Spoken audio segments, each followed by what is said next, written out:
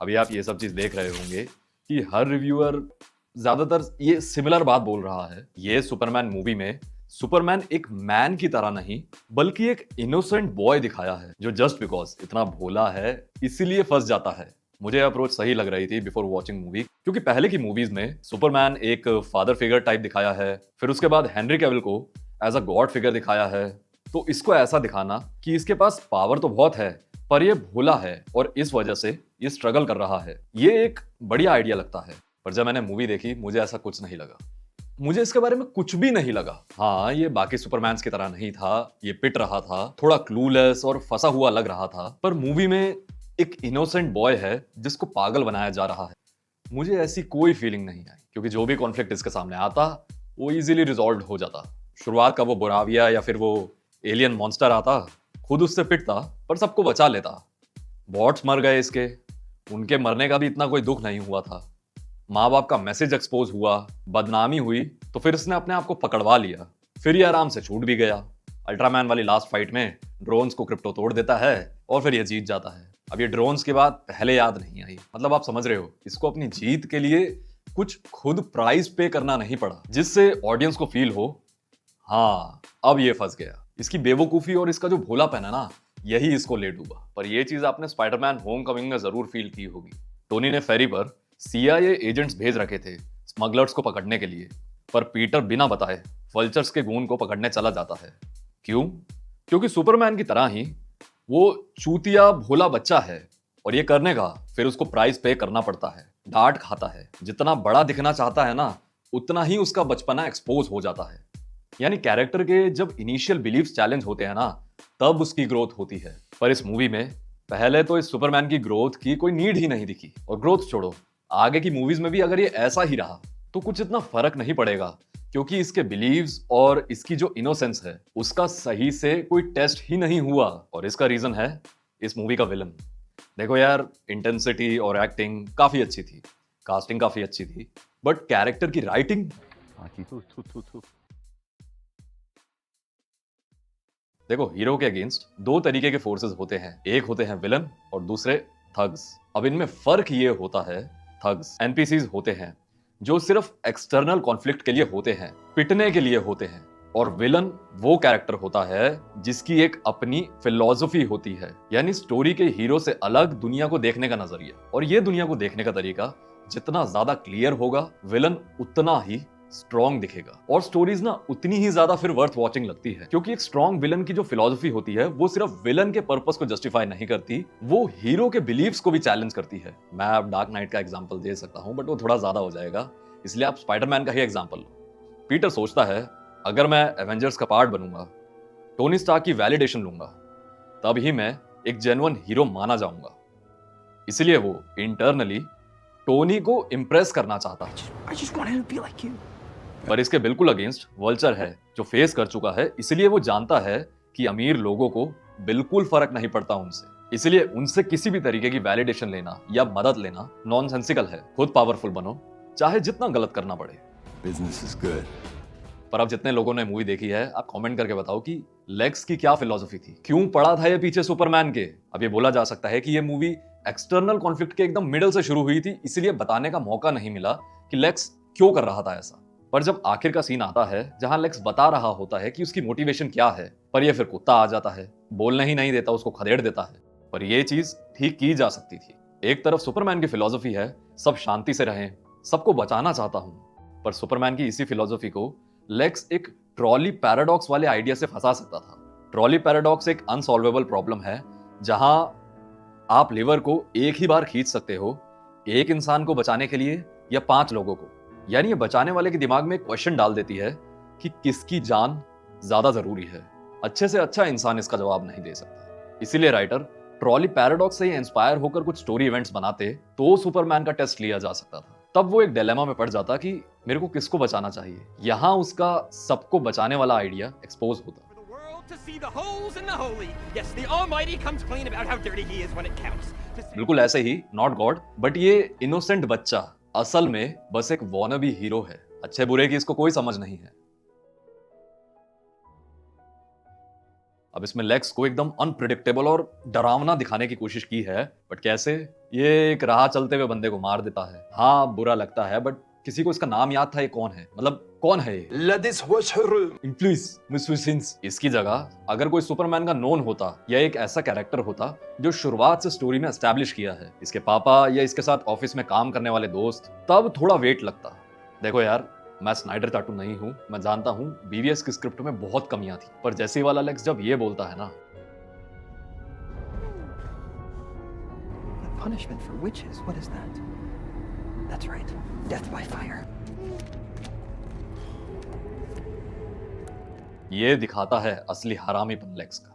Superman पूरी movie में पिट ही रहा है, इधर उधर फेंका जा रहा है। इससे ये दिखाया जा रहा है कि विलन कितना स्ट्रांग है। पता है, स्क्रिप्ट राइटिंग में एक बहुत बेसिक सी चीज है कि कैरेक्टर के लोज का पता तब तक नहीं चलता जब तक उसने हाइज ना देखे हो या हाइज ना दिखाए गए हो। ये जो पिटता रहता है ना, उससे यही लगता है कि भाई ये सुपरमैन ना बाकी सुपरमैन से थोड़ा सा वीक है, यही इसका पावर लेवल है। पर अगर सच में फियर और स्ट्रेंथ के बेसिस पर टेंशन बनानी थी ना स्टोरी में, तो पहले सुपरमैन के हाइज दिखाने चाहिए थे। ये Puss in Boots the Last Wish movie बहुत अच्छे से दिखाती है। शुरुआत में दिखाते हैं पुस को स्वॉर्ड फाइट में कोई छू भी नहीं सकता। बड़े बड़े मॉन्स्टर्स को वो ऐसे ही हरा देता है, किसी के ब्लेड ने उसको टच नहीं किया होता। इसीलिए वो अपनी सारी लाइफ्स में से 8 लाइफ्स को वेस्ट कर देता है। Relax! I am Puss in Boots! I laugh at death! फिर उसके सामने ये विलन बाउंटी हंटर वुल्फ आता है। पुस उससे लड़ता है। फिर जैसे ही पुस और उसकी फाइट होती है, वुल्फ का ब्लेड पुस को छूकर गुजरता है ना, और पुस का जरा सा खून निकलता है। एकदम से पुस की फट जाती है। पुस एकदम शेल शॉक्ड हो गया होता है कि भाई ये क्या हुआ। पता है, ये ना रियल साइकोलॉजिकल फिनोमिना होता है, इसको नेगेटिविटी बायस बोलते हैं। जैसे डिस्पाइट मेसी की क्लब फॉर्म बहुत अच्छी चल रही थी 2016 में, स्टिल वो उस साल जब अर्जेंटीना की तरफ से खेल रहा था तो कोपा फाइनल हार जाता है। उसके बाद मेसी इंटरनेशनल फुटबॉल से एक रिटायरमेंट ले लेता है। ये एक तरीके का साइकोलॉजिकल रिटायरमेंट था। ये इसलिए होता है क्योंकि परफॉर्मर है ना, अपनी फॉर्म को अपनी आइडेंटिटी से जोड़ लेता है कि मैं तो ऐसा ही खेलता हूं, मैं इतना ही अच्छा हूं, यही हूं मैं। पर जब फॉर्म में एक सडन ड्रॉप आता है और कुछ भी सही नहीं हो रहा होता, तो सीधा सीधा आइडेंटिटी को थ्रेट होता है। और इसी आइडेंटिटी के थ्रेट को अवॉइड करने के लिए दिमाग इस स्मॉल लॉस को बहुत बड़ा बना देता है। फिर आगे एक्शन लेने में भी बहुत डर लगता है। इसलिए सुपरमैन को कुछ इस तरह दिखाते, शुरुआत में ये फाइट्स को बिल्कुल एफर्टलेसली जीत रहा है, जैसे एवेंजर्स में हल्क था, कॉम्बैट में बहुत अच्छा है, बहुत तेज है। फिर उसके बाद ना यहाँ पर एक और बेटर तरीके की फाइट कोरियोग्राफी की डिमांड थी, और ये कुछ ऐसे होती कि जब लेक्स अल्ट्रामैन को कमांड देकर कंट्रोल कर रहा होता है, तो वो उसको सुपरमैन के अटैक्स से पहले तो एफर्टलेसली बचा रहा होता है, प्लस साथ ही वो सुपरमैन के हर अटैक को काउंटर करके सुपरमैन को मुक्के या फिर उसको पटक नहीं रहा, वो उसको थप्पड़ मार रहा है, टपली मार रहा है। आप समझ रहे हो कि लेक्स ने सुपरमैन के मूव्स को इतना अच्छे तरीके से स्टडी किया है कि अब वो सुपरमैन को ह्यूमिलिएट कर रहा है। जैसे आपने देखा होगा कि थैनोस शुरुआत में हल्क को करता है।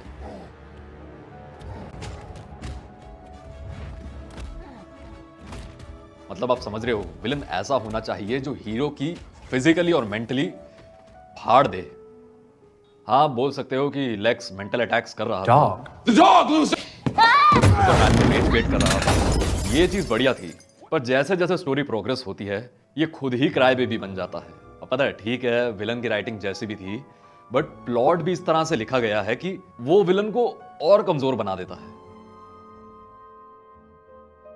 देखो, स्टोरी टेलिंग का, स्क्रिप्ट राइटिंग का एक प्लॉट डिवाइस होता है डूअर्स एक्स माकिना। इसका मतलब है कि जब भी कोई कैरेक्टर किसी कॉन्फ्लिक्ट में पूरी तरीके से फंस जाता है ना, तो राइटर स्टोरी में आउट ऑफ नोवेयर एकदम से कुछ अनएस्टैब्लिश्ड सा इवेंट लाता है। वो इवेंट कैरेक्टर को कॉन्फ्लिक्ट से एकदम निकाल लेता है, बचा लेता है, कभी कभार जिता भी देता है। जैसे Lord of the ring return of the king में फ्रोडो जब रिंग को डिस्ट्रॉय कर देता है माउंट डूम पे, और माउंट डूम फिर फटने लगता है और ये दोनों मरने वाले होते हैं, तब एकदम से जायंट ईगल आके इनको बचा लेता है। ये प्लॉट डिवाइस कभी भी यूज नहीं करना चाहिए, और अगर यूज हो भी रहा है ना, तो एकदम तब यूज होना चाहिए जब मेन कॉन्फ्लिक्ट खत्म हो चुका हो और हीरो को नेक्स्ट मूवी के लिए बचाना हो, या फिर ये विलन के फेवर में यूज होना चाहिए, क्योंकि इससे फिर विलन और ज्यादा स्ट्रांग बन जाता है, टेंशन बढ़ती है। ये चीज इस मूवी में थी। सुपरमैन की माँ बाप की रिकॉर्डिंग जब सही होती है, तो पता चलता है उन्होंने इसको अर्थ पर अपनी स्पीशीज को बचाने के लिए भेजा था। ये कोई अर्थ का सेवियर नहीं था ना। ये चीज लेक्स के फेवर में काम की और सुपरमैन के अगेंस्ट, इसलिए ये चीज यहां सही है। पर जब ये डुअस एक्स माकिना हीरो के लिए यूज होता है ना, और वो भी कॉन्फ्लिक्ट के सबसे टेंशन वाले पॉइंट पे, तो ये चीज कहानी का मजा खराब कर देती है, जो कि इस मूवी का सबसे बेकार प्लॉट इवेंट था। ऐसे होते हैं टेक जीनियस जो लिफ्ट में रोमांस करके पेल के छोड़ देते हैं। लेक्स तो तब भी इससे अच्छा था। लेक्स को smart take genius Chad businessman की तरह पोर्ट्रे किया है, पर इस साले से इसकी बंदी नहीं संभल रही। इसने अपने क्लासिफाइड इंफॉर्मेशन और प्लान ऐसे ही खुले छोड़ रखे हैं, और इसकी बंदी उनके आगे आके हॉट पिक्स भेज रही है, चैड को नहीं, ये साले नर्ड के भी नर्ड को। आप सोचो एक बार कि इस बंदी को इस मूवी में से निकाल दें तो ये चड्डी मास्टर उसी जेल में पड़ा रहता। देखो, जब कैरेक्टर खुद एक्शन लेके प्रॉब्लम में फंस के उसको खुद अपनी एबिलिटीज की मदद से सॉल्व करके प्रॉब्लम से बाहर निकलते हैं, तब वो लगती है कहानी, और तब वो खुद भी लगते हैं कैरेक्टर्स। और अभी तक आपने नोटिस किया कि मैंने इस मूवी की कार्टूनिश वाइब और वो बॉट मंकीज के बारे में तो बात ही नहीं की, क्योंकि क्वर्कीनेस या फिर अननेसेसरीली फनी होना इतनी बड़ी प्रॉब्लम नहीं होता जितनी बड़ी खुद स्क्रिप्ट होती है। James Gunn polka dot man को अगर लॉजिकल और कंपेलिंग स्टोरी के साथ दिखा सकते हैं, अब सोचो कि लेक्स तो तब भी इजियर था, एक वन स्टेप अहेड जीनियस की तरह दिखाना। आप बताओ इसकी क्या औकात रह गई आखिर में। बैटमैन के इंटेलेक्ट लेवल वाले बंदे को आखिर में सुबकता हुआ दिखा दिया। Sorry it took me so long. I had to go get my power suit. You would dare challenge me? Insanity. Oh, I'm not here to challenge you, Darkseid. Quite the contrary. I've got something you want. The only thing you want. लेगा कोई इसको seriously? हाँ, पर अगर ये दिखाना था कि एक बच्चा दूसरे बच्चे से लड़ रहा है और ये मूवी ही बच्चों के लिए थी और सारे रिव्यूअर्स को तो खरीद ही लिया है, तो फिर ठीक है। चुप चुप चुप चुप साले फ्रॉड। और फिर आखिर में वही बात आ जाती है ना कि मैं तो स्नाइडर की चाटने वाला लगता हूँ।